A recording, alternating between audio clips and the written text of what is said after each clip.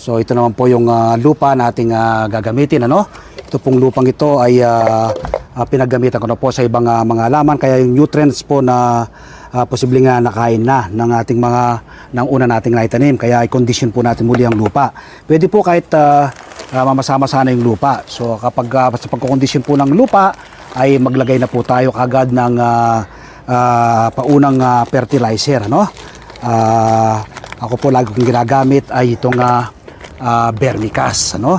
Ang vermicast po ay pinaka the best po siya sa mga halaman. Kapag kayo po ay nag-exercise ng organic farming, i-mix nyo lang po mabuting ganito, no?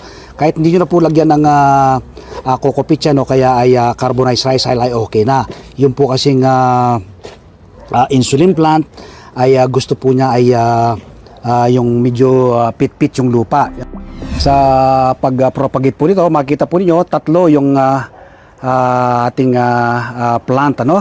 At makikita nyo po dito sa ilalim may mga usbong na. Ayan po, usbong po yan ng usbong, mabilis pong dumami.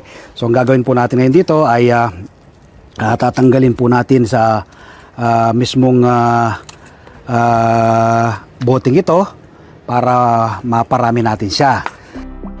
Ito po yung pinaka the best po na pag-propagate, ano? Yung pong kanyang mga usbong ay paghiwalay nyo lang po yung kanyang pinaka halaman niya. So ito po, so tatlo. So ngayon ay tatransplant natin.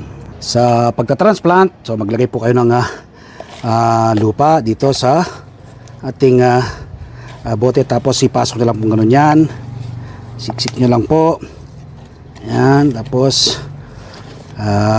itanim lang ganito. Pwede rin po ito via cuttings. Ang cuttings matagal lang siya bago magkaroon ng panibagong usbong, pero kapag ganito po, halaman na siyang ganyan, sineperate nyo lang siya, mabilis po siyang dumami, no? So ayan, nakaisa na tayo. Yun ay ilagay lang po natin dito sa mga nakahang nating bote ating tatlong bagong lipat tanim na insulin plant. Ayan po, ating bagong transplant na insulin plant.